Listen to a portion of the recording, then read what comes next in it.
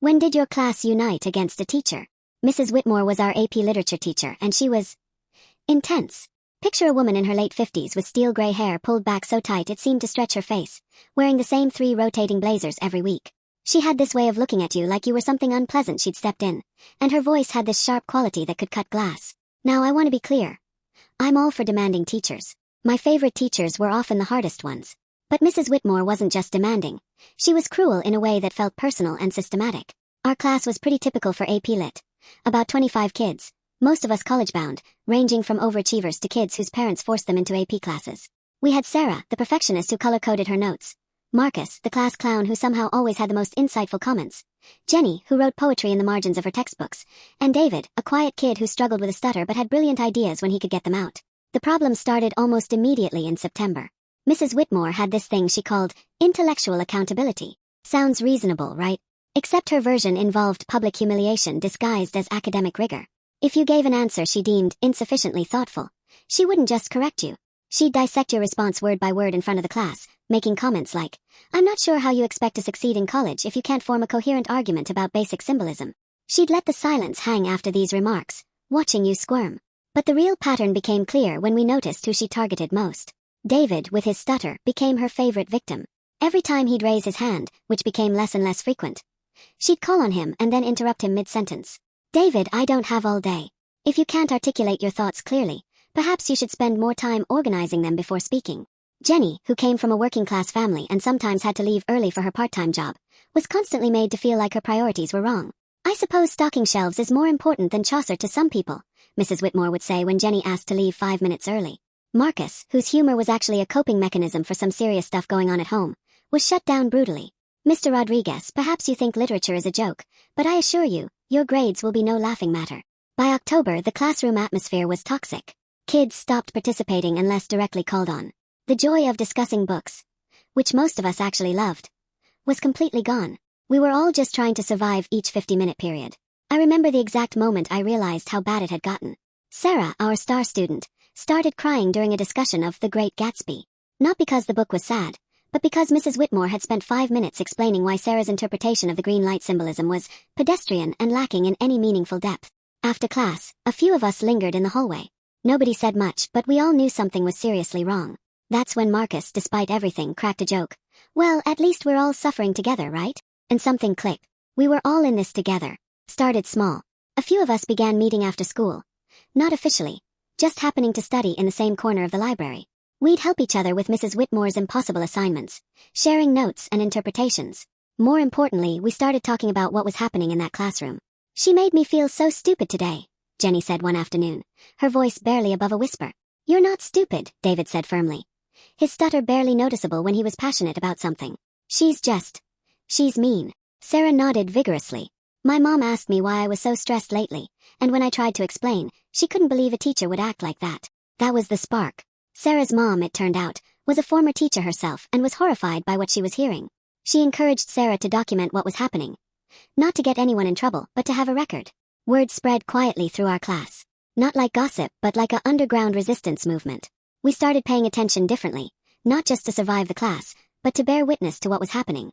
We became meticulous. Every humiliating comment, every cruel joke, every time she made someone feel worthless, we wrote it down. We noted patterns. How she'd praise the 3 or 4 kids from wealthy families while tearing down everyone else. How she'd make comments about people's clothes or speech patterns. How she seemed to take particular pleasure in targeting the most vulnerable kids. Marcus, despite his jokes, was dealing with his parents' messy divorce. Mrs. Whitmore somehow found out and made comments about unstable home environments affecting academic performance. We wrote it down. Jenny was working to help pay for her family's rent. Mrs. Whitmore's comments about misplaced priorities weren't just mean. They were classist. We wrote it down. David's stutter wasn't just interrupted. It was mocked. "Perhaps speech therapy should take precedence over literary analysis," she'd said. We wrote it down. The final straw came in mid-November, during a discussion of To Kill a Mockingbird. Oh, the irony. We were talking about injustice and moral courage. Themes that were hitting a little too close to home, when David raised his hand. He'd been working on a really thoughtful point about how Atticus Finch wasn't the perfect hero everyone made him out to be, and how the book was more complex than just racism bad. David started to speak. His stutter more pronounced because he was nervous but excited about his idea. Mrs. Whitmore let him get about halfway through his first sentence before interrupting. "David, stop. Just stop. She pinched the bridge of her nose like she had a headache. I cannot spend 20 minutes waiting for you to spit out one coherent thought. If you can't speak properly, perhaps you should just listen and let the other students participate. The silence that followed was deafening. David went completely red and looked down at his desk. I could see his hands shaking.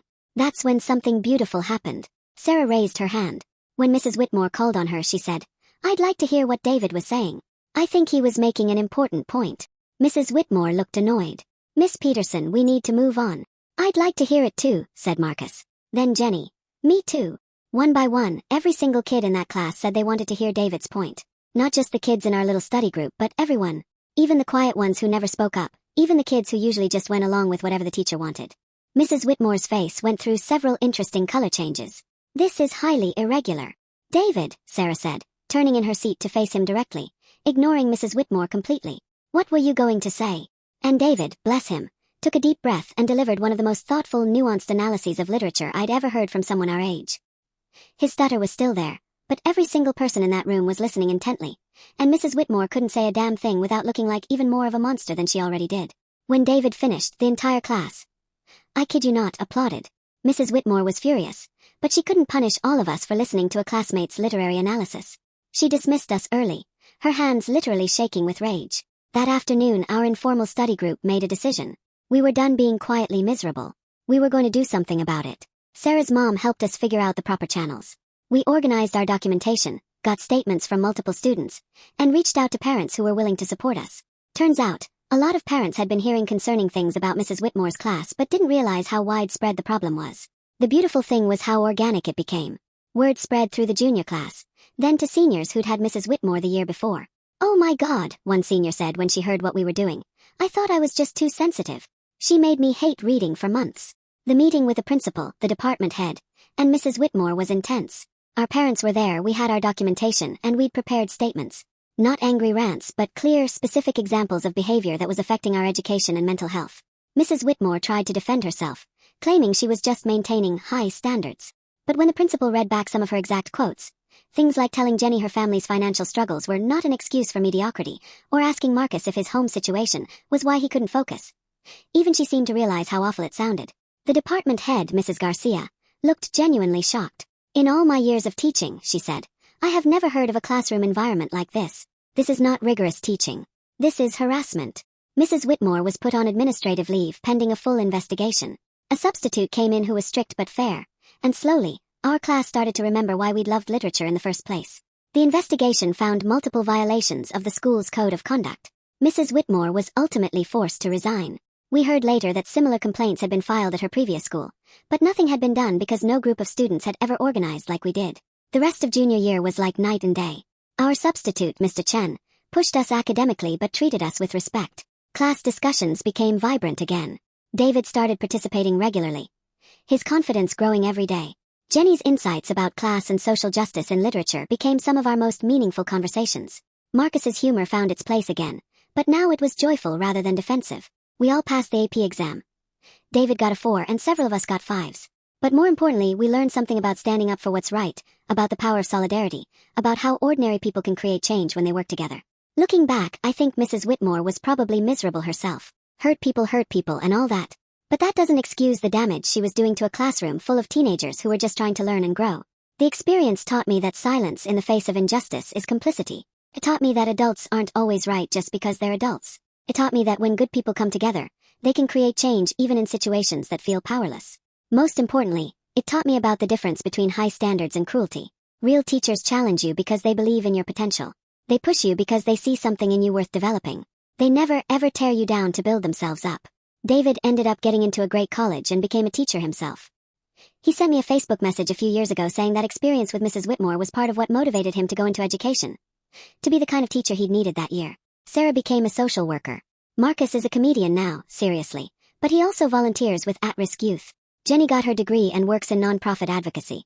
As for me, that experience was probably the first time I really understood that ordinary people have power when they work together.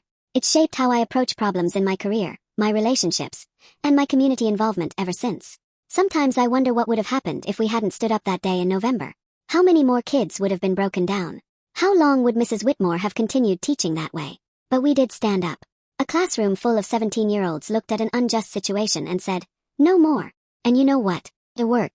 So to answer the original question, my class united against a teacher when we realized that silence wasn't protecting us. It was protecting her. When we understood that we deserved better, and that we had the power to demand it. And 15 years later, I'm still proud as hell of what we did.